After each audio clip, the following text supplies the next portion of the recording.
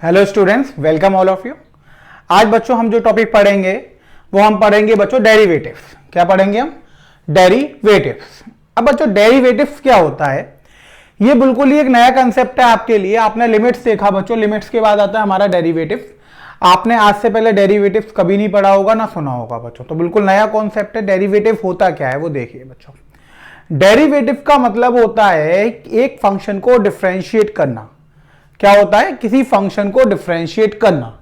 Differentiation को बच्चों हम बोल सकते हैं कि हम जोड़ते हैं बच्चों स्लोप से। यानी अगर हम किसी फंक्शन को डिफरेंशिएट कर रहे हैं, इसका मतलब है कि हम किसी पॉइंट पर उसे डिफरेंशिएट करेंगे, यानी x इक्वल्स टू ए पर डिफरेंशिएट करेंगे। तो अगर हम x इक्वल्स टू ए पर डिफरेंशिएट कर रहे हैं बच्चों, इसका मतलब ये होगा कि जो function y equals to f x है उस पर हमने क्या करा, कर्व पे एक टेंजेंट ड्रॉ कर दी एट x इक्वल्स टू ए, और उस टेंजेंट की हम स्लोप फाइंड कर रहे हैं। क्या कर रहे हैं? स्लोप फाइंड कर रहे हैं। ये इसका ज्योमेट्रिकल मीनिंग हो गया बच्चों, जो आज हम डिस्कस करने वाले हैं। तो बच्चों डेरिवेटिव की शुरुआत हम जिस टॉपिक से करेंगे वो हम करेंगे डेरिवेटिव एट अ पॉइंट। किससे करेंगे बच्चों? Derivative at a point. यानी अगर हमें किसी पॉइंट पर डेरिवेटिव निकालना होगा तो हम कैसे निकालेंगे बच्चों? सबसे पहले हम इसकी बात करते हैं। तो बच्चों जब भी हम फंक्शन में डिफरेंशिएशन करते हैं यानी उसका डेरिवेटिव फाइंड करते हैं, तो सबसे पहले हमें यह देखना पड़ता है कि वो उसके डोमेन में आ रहा है पॉइंट या नहीं आ रहा है। यानी हर फंक्शन की अपनी एक डोमेन होती है, ये तो आपने फंक्शन में देखा था। अब बच्चों हर फंक्शन में अपनी डोमेन होती है, तो वो फंक्शन उसी वैल्यू पे एग्जिस्ट करता है या फिर डिफाइन होता है एक्स की जो उसकी डोमेन में लाई करती है।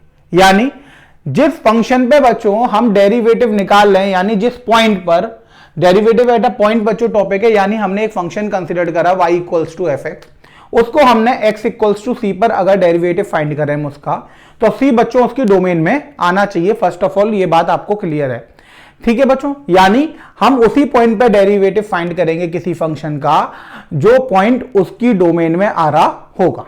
देखो बच्चों, तो हम यहां पर लिख लेते हैं let f x be a real valued function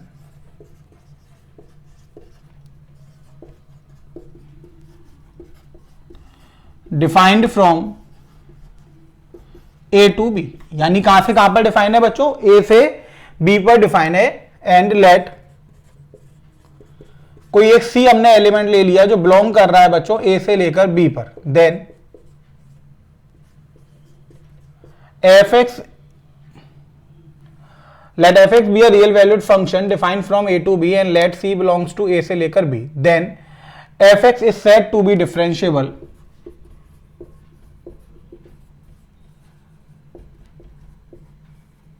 at x equals to c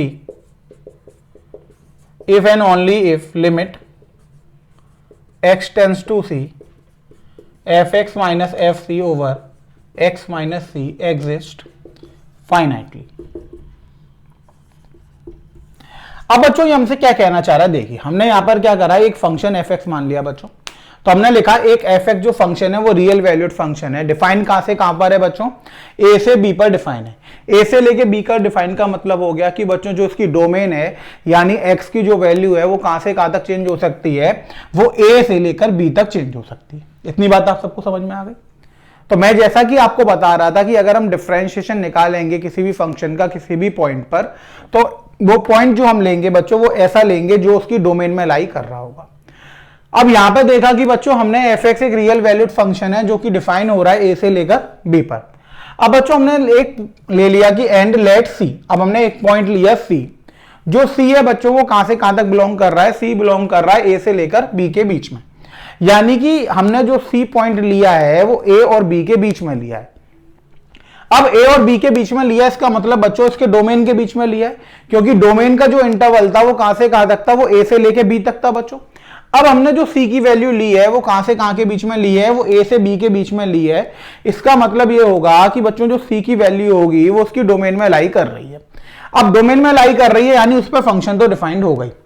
अब फंक्शन डिफाइंड होगा यानी हम एफ सी की वैल्यू निकाल सकते हैं बच्चों।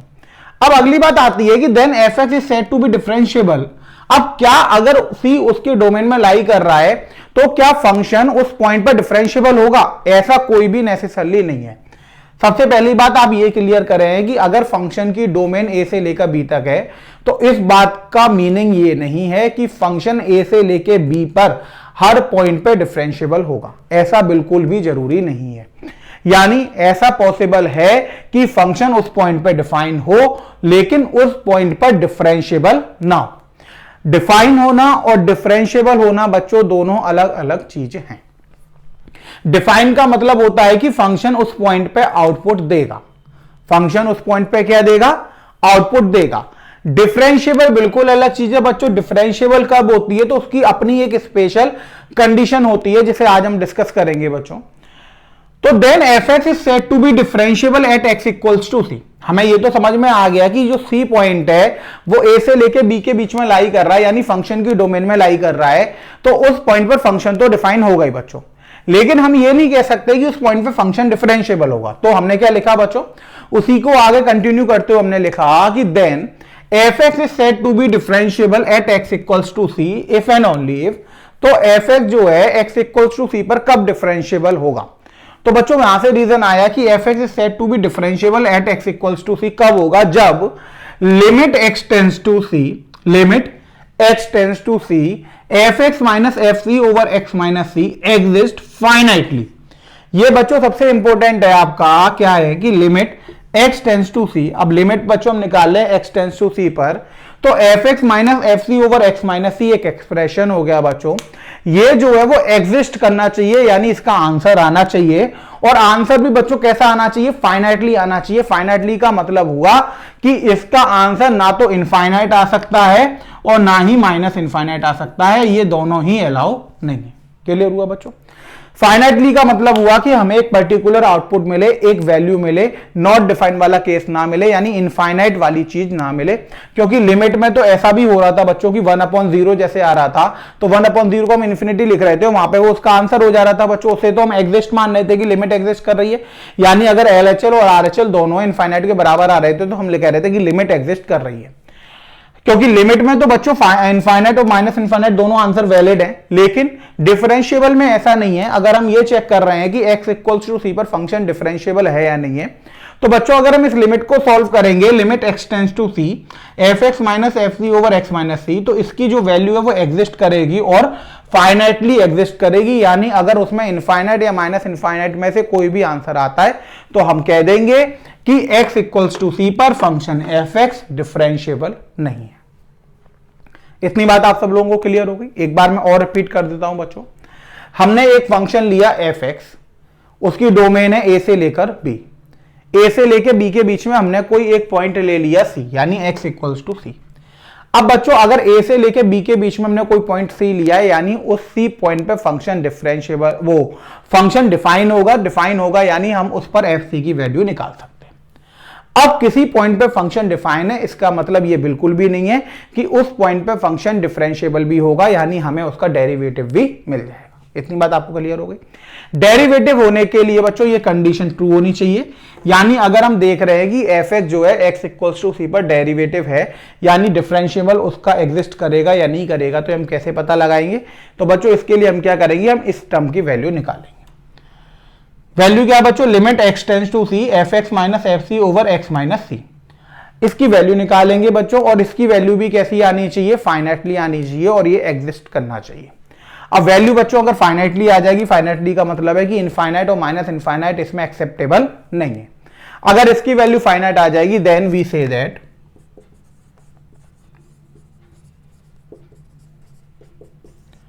F x is differentiable at x equals to c. तो हम बच्चों क्या कह देंगे कि फंक्शन जो है वो डिफरेंशिएबल है x इक्वल्स टू सी पर। इतनी बात आपको समझ में आ गई बच्चों, क्लियर हो गया। अब एक और चीज है बच्चों कि दिस लिमिट इज कॉल्ड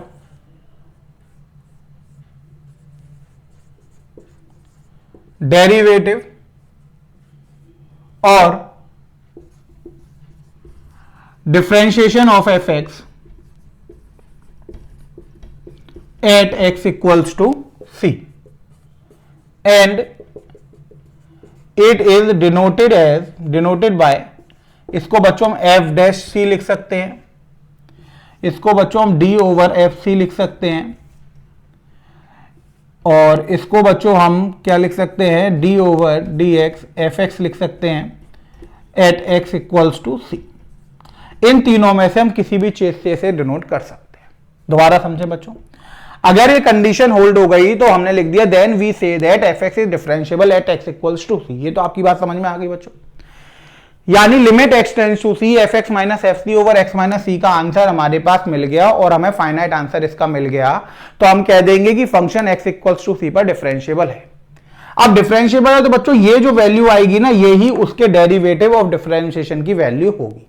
यानी अगर कोई हमसे कहता है कि किसी फंक्शन का डेरिवेटिव निकालो, तो डेरिवेटिव निकालने का फॉर्मूला बच्चों यही है, this limit is called derivative और differentiation of f x at x equals to c.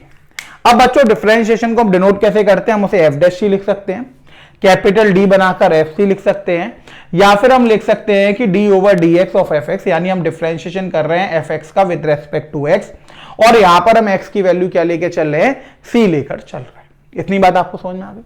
तो बच्चों ये नोटेशन हो गया, तो हम इसको ऐसे लिख देंगे कि f dash c equals to limit x tends to c f x minus f c over x minus c. ये आपके पास बच्चों डेरिवेटिव निकालने का फॉर्मूला आ गया, formula for finding derivative of a function. इतनी बात आपको समझ में आई बच्चों। अब आपके पास क्या हुआ, डेरिवेटिव निकालने का एक फॉर्मूला आ गया, यानी कोई अगर आपसे कहेगा कि इस फंक्शन का डेरिवेटिव निकालिए, तो उसके लिए आपको फॉर्मूला पता है कि एफ डैश सी का फॉर्मूला क्या होता है बच्चों, एफ डैश सी का फॉर्मूला होता है limit x tends to c f x minus f c over x minus c. Clear हो गया बच्चों, सबको समझ में आ गया। एक चीज जो सबसे इंपॉर्टेंट थी बच्चों, वो यहां पे ये थी समझने वाली कि अगर किसी x इक्वल्स टू सी पर फंक्शन डिफाइन है, तो अगर वो आपसे पूछेगा कि फंक्शन c पर fx की वैल्यू हमें मिल रही है, तो क्या function c x equals to c पर फंक्शन डिफरेंशिएबल भी होगा, तो आप उससे तुरंत कहिएगा कि ये कोई कंपलसरी नहीं है, यानी जिस वैल्यू पे फंक्शन डिफाइन है ऐसा हम नहीं कह सकते कि उस वैल्यू पे फंक्शन डिफरेंशिएबल भी होगा। डिफाइन के लिए अलग कंडीशन है कि कौन सी वैल्यू पे फंक्शन डिफाइन होता है, तो जो उसकी डोमेन में लाई करता है उन सब वैल्यूज पर फंक्शन डिफाइन होता है। अब बात आ गई कि फंक्शन डिफरेंशिएबल कब होगा, तो उस पॉइंट पे फंक्शन डिफरेंशिएबल होगा जहां पर limit x tends to c f x minus f c over x minus c क्या दे रही होगी, एक एग्जिस्ट वैल्यू दे रही होगी, और वो भी कैसी दे रही होगी, फाइनाइट दे रही होगी, यानी इनफाइनाइट या माइनस इनफाइनाइट नहीं दे रही होगी। तो जब हमें वैल्यू मिल जाएगी, तो जो वैल्यू हमें बच्चों इस एक्सप्रेशन से मिलती है सॉल्व करने पर, वही किसकी वैल्यू होती है, वही एफ डैश सी की वैल्यू होती है। एफ डैश सी का मतलब क्या होता है, derivative of function f x at x equals to c. F dash c बच्चों किसको डिनोट करता है, ये डिनोट करता है derivative of f x at x equals to c पर। क्लियर है बात। इसको डिनोट करने के बच्चों तीन तरीके हैं, आप एफ डैश सी लिख सकते हैं, कैपिटल डी बनाकर एफ सी लिख सकते हैं, या फिर आप D over D x F x लिख सकते हैं और बाहर एक्स इक्वल्स टू सी लिख सकते हैं। इतनी बात आपको समझ में आई। अब बच्चों है तो ये लिमिट ही, यानी जो डेरिवेटिव का फॉर्मूला बना है वो आपका किस में बना है, वो लिमिट में ही बना है, क्योंकि लिमिट एक्स टेंड्स टू सी लिख रहा है हमारे पास। अब बच्चों जब लिमिट लिख रहा है तो हम क्या कर सकते हैं, इसका आरएचएल और एलएचएल निकाल सकते हैं। यानी लिमिट में अगर हम राइट हैंड लिमिट को सॉल्व करेंगे तो बच्चों उसको आरएचएल बोल देंगे, और लेफ्ट हैंड लिमिट को सॉल्व करेंगे तो उसको एलएचएल बोल देंगे। तो बच्चों यहां पर लिमिट ना पढ़कर हम इसे पढ़ते हैं डेरिवेटिव। क्या पढ़ते हैं, डेरिवेटिव, क्योंकि हम बच्चों चैप्टर जो कर रहे हैं वो डेरिवेटिव कर रहे हैं, लिख तो हालांकि फॉर्मूला जो है वो लिमिट में बना है। तो बच्चों जब हम इसकी राइट हैंड लिमिट को सॉल्व करते हैं तो उसको हम बोलते हैं राइट हैंड डेरिवेटिव, और जब हम लेफ्ट हैंड लिमिट को सॉल्व करते हैं तो उसको हम बोलते हैं लेफ्ट हैंड डेरिवेटिव। तो बच्चों सबसे पहले हमने देखा कि एफ डैश सी का फॉर्मूला क्या था हमारे पास, वो हमने लिख लिया बच्चों, limit x tends to c f x minus f c over x minus c, यही था बच्चों। अब हम इसका राइट हैंड डेरिवेटिव निकालते हैं। क्या निकालते हैं, right hand derivative. Right hand derivative कितना हो जाएगा बच्चों, आर एच डी। क्या हो जाएगा, आर एच डी। तो आर एच डी कैसे निकालेंगे बच्चों, तो हम लिखेंगे f dash c limit x tends to c positive f x minus f c over x minus c. अब x की जगह क्या आ जाएगा बच्चों, c से हम थोड़ा सा आगे बढ़ रहे हैं तो x की जगह c प्लस एच आ जाएगा। तो ये हो जाएगा बच्चों लिमिट h टेंस टू 0 हो जाएगा। यहां पर x की जगह बच्चों आ जाएगा c plus h minus f c over c plus h minus c, c से c कैंसिल हो गया बच्चों। तो यहां से एफ डैश टी का फॉर्मूला आ गया बच्चों limit h tends to 0 f c plus h minus f c over h. तो बच्चों ये भी जो फॉर्मूला होता है वो किसका फॉर्मूला हो जाता है, वो भी डेरिवेटिव फाइंड करने का हो जाता है। तो ये हमें आरएसडी से मिल गया कि एक तो फॉर्मूला बच्चों ये हो गया limit x tends to c f x minus f c over x minus c, और अगर हमें इसे शॉर्ट में लिखना है बच्चों तो आरएसडी से सिंपलेक्स फॉर्म में आ जाता है। वो क्या हो जाता है, एफ डैश टी का formula limit h tends to 0 f c plus h minus f c over h. Clear हुआ बच्चों, f c plus h minus f c over h. ये किस पर निकाल रहे हैं बच्चों, हम सी पॉइंट पर डिफरेंशिएबल निकाल रहे हैं। यही मेन फॉर्मूला है जिसको आपको यूज करना है, यानी आप एस्ट्रिक बना लीजिए और इसको नोट कर लीजिए और इसी को लर्न करना है। एक तो ये हो गया बच्चों।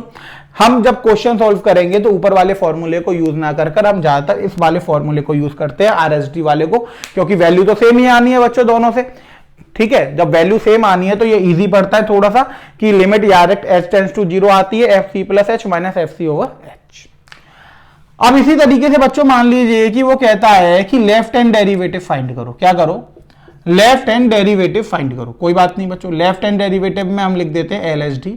तो लेफ्ट हैंड डेरिवेटिव फाइंड करेंगे तो बच्चों इसको तो हम एफ डैश सी लिखेंगे। अगर लेफ्ट हैंड डेरिवेटिव फाइंड करना है तो limit x tends to c negative कर देंगे बच्चों, क्योंकि राइट हैंड में जैसे हमने सी पॉजिटिव करा था आगे की तरफ बढ़ रहे थे, लेफ्ट हैंड में पीछे की तरफ बढ़ेंगे तो सी नेगेटिव कर देंगे बच्चों।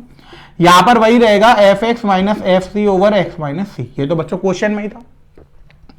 अब यहां पर जब हम सॉल्व करेंगे तो लिमिट h टेंस टू 0 हो जाएगा और x की जगह क्या आ जाएगा बच्चों, c से पीछे जा रहे हैं तो c माइनस एच हो जाएगा minus f c over c minus h minus c, c से c कैंसिल हो गया बच्चों। ये हो गया आपके पास limit h tends to 0 f c minus h minus f c over minus h. ये भी बच्चों आपके पास किसका फॉर्मूला आ गया, डेरिवेटिव फाइंड करने का फॉर्मूला आ गया। यानी टोटल आपके पास 3 फॉर्मूले हो गए डेरिवेटिव फाइंड करने के। एक तो बच्चों सिंपल फॉर्मूला जो है आपका वो एफ डैश सी का हो गया। एफ डैश सी का क्या फॉर्मूला हुआ बच्चों, limit x tends to c f x minus f c over x minus c. ये तो सिंपल बच्चों आपका डेरिवेटिव फाइंड करने का फॉर्मूला हो गया। इसके बाद हमने आरएसडी से निकाला, तो आरएसडी से बच्चों एक फॉर्मूला हमारे पास निकल कर आया एफ डैश सी का limit h tends to 0 f c plus h minus f c over h. फिर बच्चों एलएसडी से फॉर्मूला निकल कर आया कि एफ डैश टी का limit h tends to 0 f c minus h minus f c over minus h. Clear हुआ बच्चों। तो ये आपके पास अलग अलग 3 फॉर्मूले हो गए बच्चों, जिनको सॉल्व करके आप क्या कर सकते हैं, डेरिवेटिव की वैल्यू निकाल सकते हैं अगर वो आपसे पूछता है किसी पॉइंट पर। तो मेनली बच्चों जो हम फॉर्मूला यूज करेंगे वो आरएसडी वाला करेंगे, सबसे इजीएस्ट यही पड़ता है सॉल्व करने में। क्लियर हुआ बच्चों।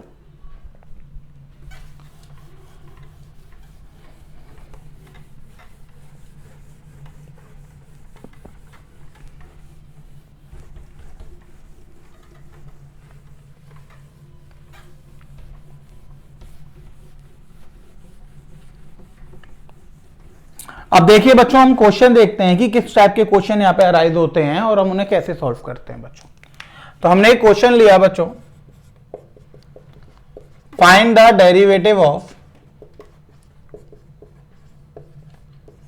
F x equals to k at x equals to 0 and x equals to 5।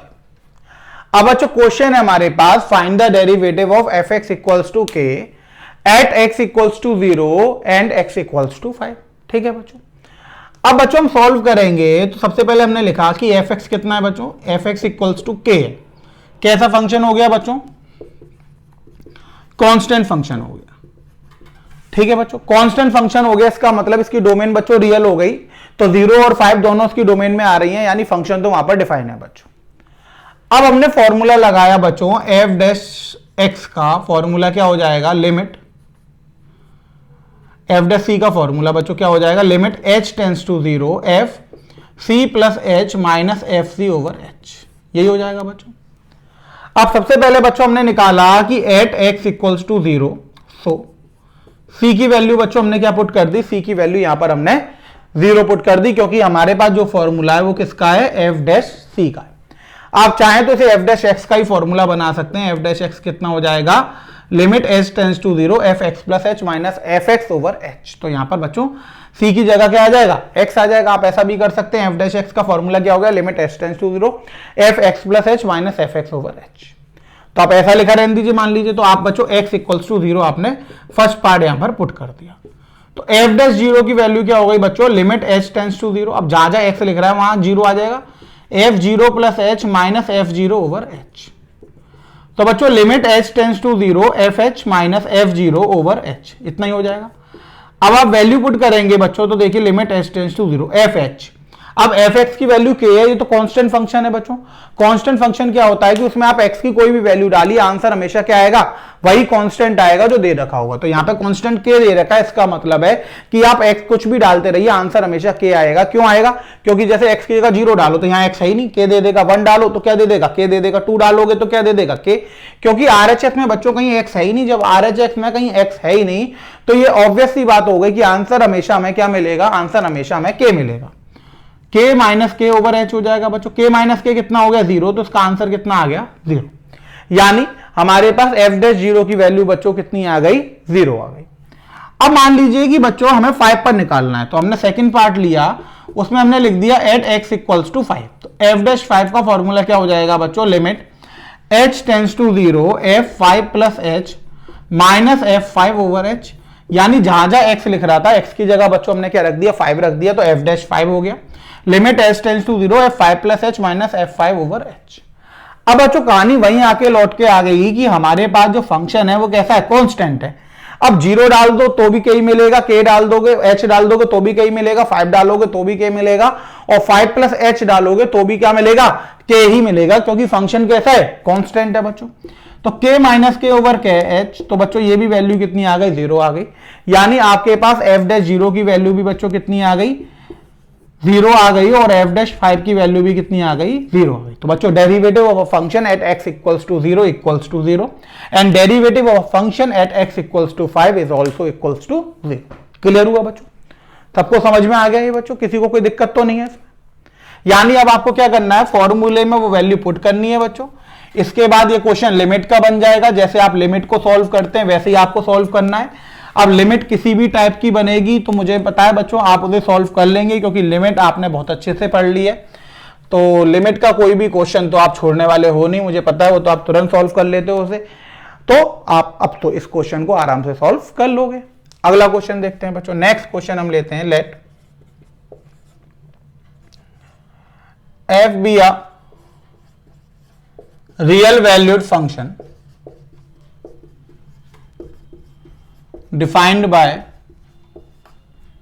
fx equals to x square plus 1, find f dash 2। बच्चों वो ये कह रहा है हमारे पास कि fx एक रियल वैल्यूड फंक्शन है, रियल वैल्यूड फंक्शन है, तो डोमेन बच्चों इसकी क्या हो गई, रियल हो गई। अब डोमेन रियल हो गई तो fx हमें कितना दे रखा है, x square plus 1। Domain real है बच्चों, पॉलिनोमियल है, तो 2 तो वैलिड होगा। अब हमें इसका डेरिवेटिव निकालना है एट x इक्वल्स टू 2 पर। यही तो हो गया बच्चों। यानी f डैश 2 का मतलब क्या हुआ, derivative of fx at x equals to 2। x equals to 2 पर हमें उसका क्या निकालना है बच्चों, डेरिवेटिव निकालना है। यही तो मतलब हुआ f डैश 2 का, कि derivative of fx at x equals to 2। अब देखिए बच्चों हम कैसे निकालेंगे, तो हमें fx कितना दे रखा है, यहां पर बच्चों हमें fx दे रखा है x स्क्वायर प्लस 1। अब fx x स्क्वायर प्लस 1 दे रखा है, तो बच्चों वी नो, हमें पता है कि फॉर्मूला क्या होता है, हमें पता है कि f डैश x का फॉर्मूला होता है बच्चों limit h tends to 0 f x plus h minus f x over h। यही होता है बच्चों। अब हमने पुट कर दिया बच्चों यहां पर x इक्वल्स टू 2, तो f डैश 2 की वैल्यू क्या हो जाएगी, limit h tends to 0 f 2 plus h minus f2 over h। यही हो जाएगी बच्चों। अब देखिए हम वैल्यू निकालेंगे, तो f dash 2 limit h tends to 0 f2 plus h। अब f2 प्लस h निकालेंगे तो जहां जहां x रखा है वहां क्या आ जाएगा, 2 प्लस h आ जाएगा। तो ये हो जाएगा बच्चों 2 प्लस h का होल स्क्वायर प्लस 1। यही हो जाएगा। अब बच्चों अगर हम f2 निकालेंगे तो यहां पर हो जाएगा 2 का स्क्वायर प्लस 1, माइनस साइन लग रहा है तो माइनस 2 का square minus 1 over h। Minus 1 से 1 जे कट गया बच्चों। f डैश 2 की वैल्यू आई तो limit h tends to 0 open कर दिया बच्चों, 4 plus h square plus 4h minus 4 over h. अब बच्चों देखिए 4 से 4 कट गया। अब यहां पर बच्चों h कॉमन लेके कट जाएगा, तो ये हो जाएगा f dash two equals to limit h tends to 0, h common लेके कट जाएगा तो h प्लस 4। अब बच्चों हम h की जगह 0 रख देंगे तो 0 प्लस 4 इसकी वैल्यू कितनी आ जाएगी, 4 आ जाएगी। यानी एफ डैश 2 की वैल्यू कितनी आ गई बच्चों, एफ डैश 2 की जो वैल्यू है वो हमारे पास निकल कर आ गई 4। क्लियर हुआ बच्चों, समझ में आ गया आपको, इसमें किसी को कोई दिक्कत तो नहीं है। किसी पॉइंट पे डेरिवेटिव फाइंड करना आप सबको क्लियर हो गया बच्चों, कैसे करेंगे। तो फंक्शन दे रखा होगा बच्चों, आपको फॉर्मूला अप्लाई करना है डेरिवेटिव का, इसके बाद आपको x की वैल्यू फाइंड करनी है जिस पॉइंट पे वो करवा रहा है, और वहां से आपको आंसर इसका मिल जाएगा। फिर तो बच्चों सिंपल लिमिट का क्वेश्चन बन गया, लिमिट आपको सॉल्व करनी आती है ही, आप उसे सॉल्व कर लेंगे। एक और क्वेश्चन देखते हैं बच्चों हम इसका, ठीक, बहुत ही इंपॉर्टेंट क्वेश्चन है, आप ध्यान से देखिए। क्वेश्चन बच्चों हम लेते हैं, find the derivative of f x equals to 2x square plus 3x minus 5 at x equals to minus 1। वो ये कह रहा है कि हमें इसका डेरिवेटिव निकालना है बच्चों at x equals to minus 1 पे। इसके बाद बच्चों सेकंड पार्ट है, also prove that f dash 0 plus thrice of f dash minus 1 equal to 0। Question पूरा ये है कि बच्चों हमें एक एफ एक्स दे रखा है, फंक्शन एफ एक्स हमें दे रखा है 2x square plus 3x minus 5, इसका हमें डेरिवेटिव निकालना है x इक्वल्स टू माइनस 1 पे, और इसके बाद ये स्टेटमेंट प्रूफ करके दिखानी है कि f dash 0 plus thrice of f dash minus 1 की वैल्यू कितनी आएगी, 0 आएगी। अब बच्चों एफ डैश माइनस 1 की वैल्यू तो फर्स्ट पार्ट से आ जाएगी, एफ डैश 0 की हमें फिर से निकालनी पड़ेगी। यानी एक तरीके से हमें इस फंक्शन का 2 पॉइंट पे डेरिवेटिव निकालना है, माइनस 1 पे और 0 पे। तो माइनस 1 का तो दोनों पार्टों में काम आ जाएगा बच्चों, 0 का सेकंड वाले पार्ट में काम आएगा। अब देखिए बच्चों हमने लिखा सॉल्यूशन। सबसे पहले बच्चों हमने लिखा कि एफ एक्स का फॉर्मूला क्या है, तो एफ एक्स हमने लिख दिया बच्चों 2x square plus 3x minus 5। एक पॉलिनोमियल फंक्शन है बच्चों, पॉलिनोमियल में तो मैं कुछ भी पुट कर सकते हैं, यानी डोमेन रियल हो गई, तो 0 पे भी वैलिड होगा बच्चों और माइनस 1 पे भी वैलिड होगा। अब बच्चों आपने लिखा कि हमें पता है we know f dash x का फॉर्मूला कितना होता है बच्चों, एफ डैश एक्स का फॉर्मूला होता है limit h tends to 0 f x plus h minus f x over h, यही होता है बच्चों। अब सबसे पहले आपने माइनस 1 पे फाइंड करा at x equals to minus 1, तो एफ डैश माइनस 1 हो गया बच्चों limit h tends to 0 f minus 1 plus h minus f minus 1 over h. Value put कर दी बच्चों लिमिट h टेंस टू 0। अब x की जगह माइनस 1 प्लस एच जाएगा तो 2 माइनस 1 प्लस एच का whole square plus 3 minus 1 plus h minus 5 minus f minus 1, minus 1 put करेंगे तो बच्चों ये हो जाएगा माइनस 1 का स्क्वायर 1, 2 इंटू 1 कितना हो जाएगा बच्चों माइनस का 2। यहां पे अब माइनस 1 पुट करेंगे तो माइनस 1 इंटू 3 बच्चों कितना हो जाएगा माइनस 3 माइनस माइनस, तो आप ब्रैकेट पहले बना दीजिए, माइनस साइन लिख दिया बच्चों, एफ माइनस 1 लिखा तो पहले आप नोट कर लीजिए, हो गया 2 इंटू माइनस 1 का square plus 3 into minus 1 minus का 5 over h. Limit h tends to 0 बच्चों ओपन कर लिया तो ये हो गया आपका 1 plus h square minus 2h minus 3 plus का 3h माइनस 5। ये बच्चों प्लस का 1 हो गया तो 2 माइनस 2 आ गया, माइनस 3 माइनस माइनस प्लस का 3 बच्चों, ये हो गया आपके पास प्लस का 5 और डिवाइड में कितना आ गया आपके पास h। अब देखिए बच्चों 5 से 5 कैंसिल हो गया, इस वाले 3 से ये वाला 3 कैंसिल हो गया। अब इसको और ओपन करेंगे तो बच्चों लिमिट h टेंस टू 0, ये हो गया 2 plus 2h square minus 4h plus 3h minus 2 divide में बच्चों h, 2 से 2 कैंसिल हो गया। अब ये हो गया 2h स्क्वायर प्लस h, क्या लिख देंगे हम limit h tends to 0 2h square plus minus h over h। h से बच्चों कैंसिल आउट करेंगे तो यहां पर लिख दे रहा हूं मैं, ये हो जाएगा आपके पास limit h tends to 0 2h minus 1, h से डिवाइड कर दिया बच्चों 2h माइनस 1, h की जगह 0 पुट कर देंगे तो बच्चों ये वैल्यू कितनी निकल कर आ गई, वैल्यू आपके पास निकल कर आ गई माइनस का 1। क्लियर हुआ बच्चों, यानी इसका डेरिवेटिव जो है माइनस 1 पर बच्चों वो कितना निकल कर आ गया माइनस 1। तो इस पार्ट का आंसर हो गया बच्चों कि एफ डैश माइनस 1 की वैल्यू कितनी हो गई माइनस 1। क्लियर हो गया बच्चों। अब इसको बच्चों हम रफ कर देते हैं अभी, तो हम यहां पे रिजल्ट लिख लेते हैं बच्चों। हमारे पास पहला रिजल्ट क्या आ गया, हमारे पास पहला रिजल्ट आ गया कि एफ डैश माइनस 1 की जो वैल्यू है वो आपके पास कितनी आ गई -1 आ गई निकल कर। तो आप लिख देंगे बच्चों यहां पर कि एफ डैश -1 कितना आ गया, -1 आ गया। इतनी बात आपको समझ में आ गई बच्चों। अब नेक्स्ट पार्ट पे जाएंगे तो हम एफ डैश 0 निकालेंगे बच्चों। तो फिर से वही फॉर्मूला लिखा हमने we know, f dash x कितना है बच्चों, limit h tends to 0 f x plus h minus f x over h, यही है बच्चों। अब हमने पुट कर दिया बच्चों x equals to 0 f dash 0 निकालने के लिए बच्चों। तो ये तो फर्स्ट पार्ट हो गया बच्चों। अब हम सेकंड पार्ट कर रहे हैं इसका। तो एफ डैश 0 के लिए देखिए f dash 0 equals to limit h tends to 0 f 0 plus h minus f 0 over h. तो limit h tends to 0 f 0 plus h हो गया, तो बच्चों एफ एच हो गया, h रख सकते हैं हम यहाँ पे। तो ये हो गया 2h square plus 3h minus 5। F0 put करेंगे बच्चों माइनस साइन लगाकर, तो ये तो 0 हो जाएगा, ये भी 0 हो जाएगा, माइनस माइनस प्लस का 5 हो गया बच्चों अपॉन में h, ये कैंसिल हो गया। अब हम h से डिवाइड करेंगे तो लिमिट h टेंस टू 0 बच्चों, ये हो गया 2h प्लस 3। तो इसकी वैल्यू कितनी आ गई बच्चों, h की जगह 0 रख देंगे तो 3 निकल कर आ गया। अब बच्चों आप यहां पर हम लिखेंगे हेयर f डैश 0 की वैल्यू कितनी आ गई 3 एंड f डैश -1 की वैल्यू कितनी आ गई बच्चों, माइनस का 1, यही आ गई। अब बच्चों हमने LHS ले लिया। LHS हमारे पास क्या है, LHS है f dash 0 plus thrice of f dash -1। Value put कर दी बच्चों, f डैश 0 की वैल्यू हो गई 3 प्लस 3 इंटू f डैश -1 की वैल्यू -1। तो 3 माइनस 3 बच्चों वैल्यू कितनी आ गई, 0 आ गई, यानी RHS आ गया। तो ये प्रूफ हो गया। क्लियर होगा बच्चों, समझ में आ गया सबको करना क्या है। तो सबसे पहले आपको बस एक डेरिवेटिव का फॉर्मूला लर्न करना है बच्चों। डेरिवेटिव का फॉर्मूला आप RHD वाला लिए कीजिएगा, वो हमेशा सबसे इजी पड़ता है बच्चों। उसके बाद आपको वहां पर क्या करनी है, वैल्यू पुट करनी है, जो भी x दिया होगा उस पॉइंट पे आप डेरिवेटिव फाइंड करेंगे बच्चों। डेरिवेटिव फाइंड करने के बाद एक पार्ट खत्म हो गया बच्चों, आपको डेरिवेटिव मिल गया। अब मान लीजिए कि अगर वो आपसे कहता है कि इस पर्टिकुलर पॉइंट पे बच्चों डेरिवेटिव के साथ साथ मान लीजिए कि जैसे यहां पर उसने दे दिया कि कोई एक्सप्रेशन प्रूफ करो, तो एक्सप्रेशन प्रूफ करने के लिए आपको क्या करना है, उसमें जो जो डेरिवेटिव चाहिए उसकी वैल्यू निकालेंगे। जैसे बच्चों हमें यहां पर f डैश 0 और f डैश -1 की वैल्यू चाहिए थी, हमने दोनों की वैल्यू निकाली और वैल्यू निकालने के बाद हमने उसे क्या करा बच्चों, फंक्शन में यहां पर LHS में पुट कर दिया।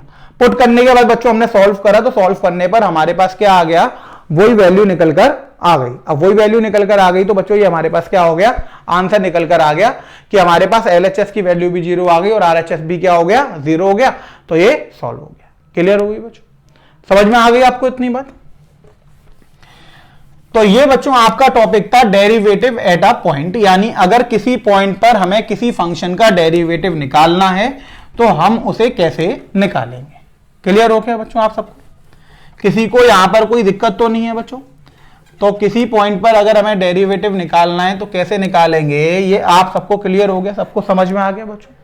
यहां तक किसी को कोई दिक्कत तो नहीं है। ओके स्टूडेंट्स, अब हम आगे बढ़ते हैं बच्चों। अब बात आती है कि आपने डेरिवेटिव तो पढ़ लिया, लेकिन आप मुझसे पूछेंगे कि डेरिवेटिव होता क्या है। तो बच्चों मैंने आपको बताया था डेरिवेटिव का मतलब होता है एक तरीके से कि हम किसी कर्व पर at x equals to c, हमने कर्व लिया y equal to f x, at x equals to c पर हम क्या कर रहे हैं, टेंजेंट ड्रॉ कर रहे हैं। तो उस टेंजेंट की जो स्लोप होती है बच्चों, वो क्या होती है, वो उस पॉइंट का डेरिवेटिव कहलाता है। यानी जो f डैश x की वैल्यू होती है, इसका मतलब होता है slope of tangent at x equals to c. f dash c का मतलब क्या हो जाएगा, slope of tangent at x equals to c. तो बच्चों ये होता क्या वो देखिए। तो अब बच्चों हम उसको प्रूफ करने के लिए, उसको मैं आपको समझाने के लिए अब हम जो टॉपिक पढ़ेंगे वो हम पढ़ेंगे बच्चों ज्योमेट्रिकल इंटरप्रिटेशन, यानी डिफरेंशिएशन का ज्योमेट्रिकल इंटरप्रिटेशन क्या होता है। बाय ज्योमेट्री में आपको समझाने की कोशिश करूंगा कि इसका मीनिंग क्या होता है। तो बच्चों उसको हम पढ़ेंगे ज्योमेट्रिकल इंटरप्रिटेशन के अंदर। तो अब बच्चों हमारा जो टॉपिक है नेक्स्ट वो है ज्योमेट्रिकल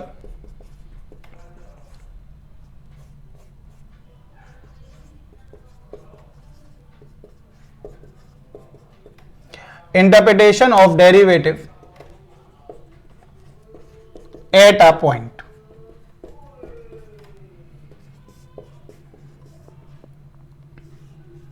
अब बच्चों हम ज्योमेट्रिकल इंटरप्रिटेशन पढ़ेंगे डेरिवेटिव का, कि जो हम डेरिवेटिव एट अ पॉइंट पढ़ रहे थे उसका ज्योमेट्रिकल मीनिंग क्या है। ठीक है बच्चों, अब देखिए ज्योमेट्रिकल मीनिंग को पढ़ने के लिए बच्चों सबसे पहले हमने क्या करा, कंसीडर कर लिया एक फंक्शन, कंसीडर अ फंक्शन।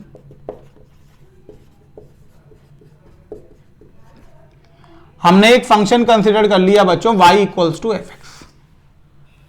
अब बच्चों इसमें हमने कर लिया define from A to b, कहां से कहां पर डिफाइंड है, ए से बी पर डिफाइंड है। एंड सी बच्चों हमने एक एलिमेंट ले लिया जो ए से लेके बी के बीच में लाई कर रहा है। इतनी बात तो आपको समझ में आ गई होगी कि यहां पर हमने एक फंक्शन कंसिडर करा y equals to f x जो ए से लेके बी पर डिफाइन है, यानी डोमेन क्या हो गई बच्चों, उसकी डोमेन हो गई ए से लेकर बी तक। फिर बच्चों हमने एक एलिमेंट सी ले लिया और सी जो है वो एक से लेके बी के बीच में लाई कर रहा है। अब बच्चों हमें इसको ज्योमेट्रिकल इंटरप्रिटेशन इसका समझाना है, तो देखिए हम क्या करेंगे। सबसे पहले बच्चों हमने कर्व बनाया, अब ज्योमेट्री का यूज तो बच्चों हमें करना ही पड़ेगा, तो हम क्या कर रहे हैं कि एक कर्व बना ले रहे हैं y equals to f x का। अब बच्चों हमने यहां पर y equals to f x का एक कर्व जनरेट कर लिया। ये जो कर्व है वो है y equals to f x. अब बच्चों यहां पर हमने क्या करा, एक पॉइंट P माना और P पर हमने क्या करा बच्चों, टेंजेंट ड्रॉ कर दी।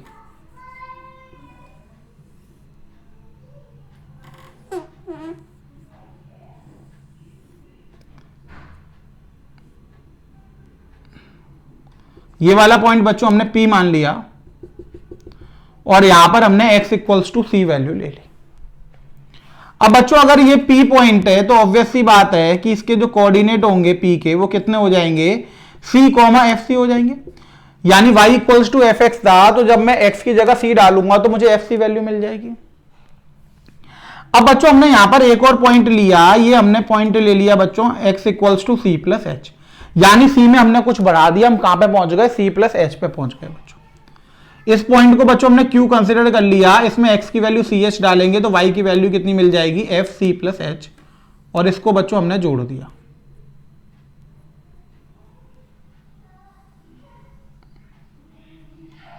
इतनी बात आपको समझ में आई? दोबारा समझिए। सबसे पहले बच्चों हमने एक कर्व कंसिडर करा, ये वाला, ये कर्व है बच्चों। देखिए मैं इसको डबल कर दे रहा हूं बच्चों, ये वाला,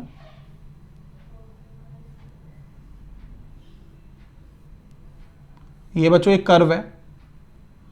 कर्व की इक्वेशन क्या है बच्चों, y equal to f x. उस कर्व पर बच्चों हमने P पॉइंट पर एक टेंजेंट ड्रॉ करी। टेंजेंट को बच्चों अभी आपको ढंग से समझ में नहीं आ रही होगी तो मैं शेड डॉटेड लाइन से बना दे रहा हूं। देखिए ये पॉइंट बच्चों मैंने ले लिया था P, उस P पॉइंट पर बच्चों हमने एक टेंजेंट ड्रॉ करी। P पॉइंट पे जो x कोऑर्डिनेट है बच्चों वो है आपके पास C। तो अब ये तो बच्चों एक Q वाला पॉइंट हो गया, ये P वाला पॉइंट हो गया, ये टेंजेंट हो गई बच्चों आपके पास at x equals to C। इतनी बात आपको समझ में आ गई बच्चों। अब C है तो बच्चों फंक्शन में C पुट करोगे तो FC पॉइंट मिल जाएगा। उससे आगे बच्चों हमने एक C प्लस एच पॉइंट ले लिया ये Q पर, तो ये C plus h comma f C plus h मिल जाएगा। यहां तक किसी को कोई दिक्कत तो नहीं है बच्चों। अब बच्चों मैंने यहां से स्लोप ऑफ PQ लिखा, क्या लिखा, स्लोप ऑफ PQ। तो बच्चों स्लोप ऑफ PQ आएगा तो P एक पॉइंट है, Q एक पॉइंट है, एक लाइन पे दो पॉइंट आ रहे हैं तो हम उसका स्लोप निकाल सकते हैं। आपने पढ़ा था स्लोप निकालने के लिए क्या होता था, y2 minus y1 over x2 minus x1। तो बच्चों ये आपके पास हो गया f c plus h minus f c over h. तो C plus h minus c हो जाएगा बच्चों, कैंसिल हो जाएगा। तो ये हो जाएगा बच्चों आपके पास slope of PQ equals to f c plus h minus f c over h. तो ये आपके पास क्या आ गया बच्चों, ये आपके पास निकल कर आ गया स्लोप ऑफ PQ का फॉर्मूला। अब बच्चों स्लोप ऑफ PQ का फॉर्मूला आ गया तो अब हम क्या करेंगे बच्चों, अब हम करेंगे कि अगर हम Q को बच्चों किसके पास ले आए, P के पास ले आए। यानी हम बच्चों P से Q पर गए थे, अब हमने क्या करा, अगर हम Q पॉइंट को उठाकर किसके ऊपर रख दें, P के ऊपर रख दें। यानी अगर हम Q पॉइंट को P के पास ले आए तो ऐसा कब हो सकता है बच्चों, ऐसा तब हो सकता है जब हम क्या करें कि C प्लस एच की वैल्यू को क्या ले आए, C के बराबर ले आए। तो बच्चों हम यहां पर लिखेंगे taking line as Q tends to P। अब हमने बच्चों इस लाइन को ऐसे बनाया कि Q क्या आए, P की तरफ आ जाए। अब Q P की तरफ आएगा सो H किसकी तरफ जाएगा, 0 की तरफ। अब जैसे Q घट के P की तरफ आ चलने लगेगा तो यहां पे C प्लस एच, H किसकी तरफ आने लगेगा, 0 की तरफ, क्योंकि Q उतना ही तो आगे जितना H आगे है। बच्चों ये वाला पॉइंट P है, ये Q है, तो हमने ये देखा कि यहां पर X की वैल्यू C है, यहां पे C प्लस एच है, यानी Q कितना आ गया, जितना बच्चों C से लेके C प्लस एच आ गया, यानी जितनी H की वैल्यू आ गया। अब जैसे जैसे बच्चों Q H के पास आने, P के पास आने लगेगा, वैसे वैसे C प्लस H C के पास आने लगेगा, यानी H की वैल्यू छोटी होती जाएगी। तो इसका मतलब है कि बच्चों टेकिंग लाइन, अगर हम Q को P के पास ले आएंगे तो इसका मतलब है कि H की वैल्यू किसके पास चली जाएगी, H की वैल्यू Q के पास चली जाएगी। इतनी बात आपको समझ में आ गई बच्चों, इसमें कोई दिक्कत तो नहीं है। यानी Q अगर पॉइंट P के पास जाएगा तो H की वैल्यू किसके पास जाएगी बच्चों, H की वैल्यू किसके पास चली जाएगी, 0 के पास चली जाएगी। अब बच्चों अगर हम P की वैल्यू यहां पर लिख रहे हैं तो हम ये लिख सकते हैं कि यहां पर अगर ये दोनों बराबर हैं तो लिमिट, अगर हम यहां पर लिख दें Q टेंड्स टू P, तो स्लोप ऑफ PQ जो है वो किसके बराबर हो जाएगा बच्चों, वो हो जाएगा लिमिट H टेंड्स टू 0, इस पूरे के बराबर f c plus h minus f c over h के बराबर। यही हो जाएगा बच्चों कि यहां पर हमने लिख दिया कि slope Q tends to P, तो स्लोप ऑफ PQ हो जाएगा बच्चों, तो लिमिट H टेंड्स टू 0 लग जाएगी, क्योंकि जैसे जैसे Q P की तरफ जाएगा वैसे वैसे H किसकी तरफ जाएगा बच्चों, H 0 की तरफ जाएगा। इतनी बात आपको समझ में आ गई। अब बच्चों Q अगर P की तरफ जाएगा तो Q P से कोइंसाइड कर जाएगा, तो इसका मतलब ये दोनों पॉइंट मिल जाएंगे बच्चों। जब ये दोनों पॉइंट मिल जाएंगे तो P और Q एक ही पॉइंट हो जाएंगे, P और Q एक ही पॉइंट हो जाएंगे। इसका मतलब है कि जो PQ कॉर्ड थी वो अब क्या बन जाएगी, वो एक टेंजेंट बन जाएगी। तो बच्चों हम यहां पे लिखेंगे कि as Q tends to P, chord PQ tends to the tangent on y equals to fx at P, यही हो जाएगा बच्चों। तो जैसे जैसे Q P की तरफ जाने लगेगा वैसे वैसे जो कॉर्ड PQ है वो क्या बन जाएगी, टेंजेंट बन जाएगी y इक्वल्स टू fx पर at x equals to P पर। इतनी बात आपको समझ में आ गई। अब टेंजेंट बन जाएगी तो बच्चों हम यहां पे लिख सकते हैं कि ये किसके बराबर हो जाएगा, slope of tangent at P के बराबर हो जाएगा। तो slope of tangent at P किसके बराबर आ जाएगा, limit H tends to 0 f c plus h minus f c over h के बराबर आ जाएगा। अब बच्चों हमारे पास slope of tangent at P, तो ये किसका फॉर्मूला था, ये आपके पास एफ डैश सी का फॉर्मूला था। तो यहां से ये पता लग गया बच्चों कि एफ डैश सी जो है वो किसको रिप्रेजेंट करता है, वो रिप्रेजेंट करता है slope of tangent at P पर रिप्रेजेंट करता है फंक्शन। क्लियर हुआ बच्चों, ये हुआ आपका ज्योमेट्रिकल इंटरप्रिटेशन। दोबारा समझिए बच्चों, ज्योमेट्रिकल इंटरप्रिटेशन का मतलब क्या हुआ कि हमें यह समझना था कि एफ डैश टी का ज्योमेट्रिकली मीनिंग क्या है। तो बच्चों हमने क्या करा, एक कर्व मान लिया y equal to f x, उस पर दो पॉइंट मान लिए P और Q। P पॉइंट पे x कोऑर्डिनेट C मान लिया, Q पॉइंट पे बच्चों C प्लस H, तो एफ सी हो गया, एफ सी प्लस H हो गया। अब बच्चों हमने क्या करा, P और Q की स्लोप निकाली, तो स्लोप निकाली तो बच्चों y2 minus y1 over x2 minus x1 इतना आ गया। अब हमने कहा कि अगर हम Q को P के ऊपर ले आएंगे तो ऑब्वियस सी बात है C प्लस H C के ऊपर ले आएंगे बच्चों, यानी अगर Q P की तरफ जाएगा इसका मतलब H 0 की तरफ जाएगा। तो बच्चों यहां पर ये इसकी लिमिट लगा दी, यहां पे इसकी लिमिट लगा दी। अब बच्चों लिमिट लगाई कि Q P की तरफ जाएगा, तो Q P की तरफ जाएगा तो दोनों पॉइंट कोइंसाइड कर जाएंगे, यानी कॉर्ड जो है वो टेंजेंट में बदल जाएगा। क्योंकि अभी PQ क्या था, कॉर्ड था, अब ये दोनों कोइंसाइड करेगा यानी अब ये टेंजेंट में बदल जाएगा। तो as Q tends to P, chord PQ tends to the tangent at y equals to fx at x equals to P। तो स्लोप ऑफ टेंजेंट हो जाएगा बच्चों, क्योंकि ये स्लोप ऑफ PQ था, slope of tangent at P किसके बराबर हो जाएगा, ये फॉर्मूला किसका था, एफ डैश सी का था, यानी कि slope of tangent at P यानी at x equals to C हम यहां पे लिख सकते हैं, at x equals to C। ये किसके द्वारा बच्चों रिप्रेजेंट होगा, ये एफ डैश सी डिनोट करेगा। क्लियर हुआ। तो इसका ज्योमेट्रिकल मीनिंग बच्चों जैसा मैंने आपको बताया था कि अगर हम किसी पॉइंट पे डेरिवेटिव फाइंड कर रहे हैं तो डेरिवेटिव फाइंड करने का मतलब हुआ कि बच्चों हम फंक्शन का उस पॉइंट पर टेंजेंट जो है उसकी स्लोप को फाइंड कर रहे हैं। इतनी बात समझ में आई बच्चों। तो डेरिवेटिव का मीनिंग क्या हो गया बच्चों, डेरिवेटिव का मीनिंग हो गया कि slope of function at that point.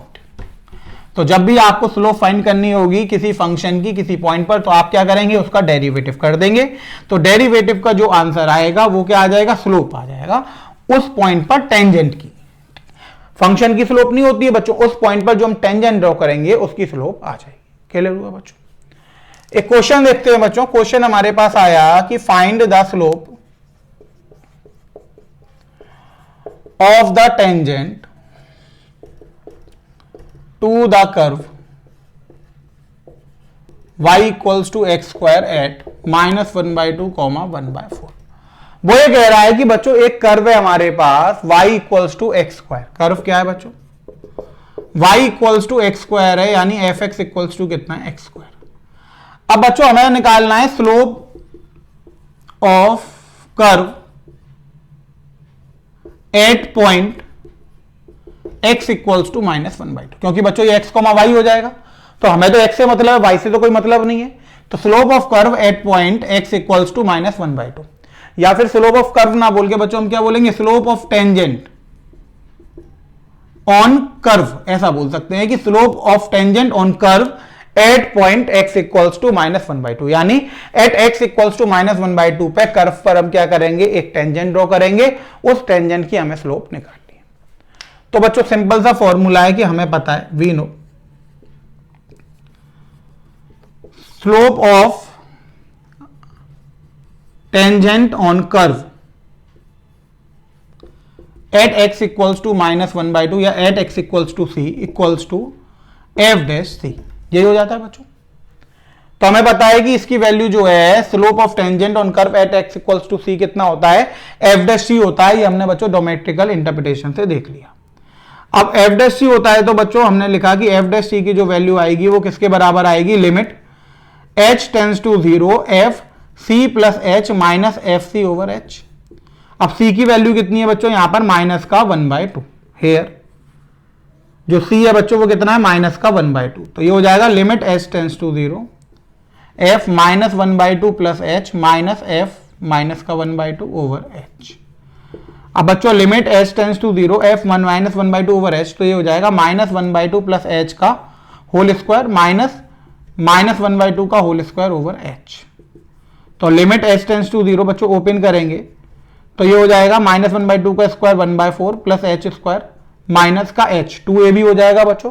तो 2 से 1/2 कट जाएगा तो h आ जाएगा, यहां से आ जाएगा माइनस का 1/4, ये कैंसिल हो गया बच्चों, अपॉन में h। इसको सॉल्व करेंगे तो बच्चों लिमिट h टेंड्स टू 0 ऐसे डिवाइड करेंगे तो h माइनस 1, तो बच्चों 0 माइनस 1, तो वैल्यू कितनी निकल कर आ गई, वैल्यू निकल कर आ गई -1, यानी कि उस पॉइंट पर स्लोप कितनी निकल कर आ गई, टेंजेंट की स्लोप निकल कर आ गई -1। क्लियर हुआ बच्चों, समझ में आ गया। तो geometrical interpretation of derivative at a point आपको क्लियर हो गया, क्या होता है, आपको डेरिवेटिव क्लियर हो गया, डेरिवेटिव कैसे निकालते हैं किसी पॉइंट पर वो क्लियर हो गया, और उसका ज्योमेट्रिकल इंटरप्रिटेशन क्लियर हो गया। ठीक है बच्चों, समझ में आ गया। डेरिवेटिव किसी पॉइंट पे निकालेंगे तो कैसे निकालेंगे वो आपको समझ में आ गया। अगर किसी पॉइंट पर हमें टेंजेंट की स्लोप निकालनी है किसी कर्व पर, तो वो कैसे निकालेंगे वो समझ में आ गया। डेरिवेटिव होता क्या वो समझ में आ गया, उसका ज्योमेट्रिकल इंटरप्रिटेशन आपने देख लिया। तो आज की क्लास बच्चों हम ये रोकते हैं, अगली क्लास में इससे आगे पढ़ेंगे। Thank you students.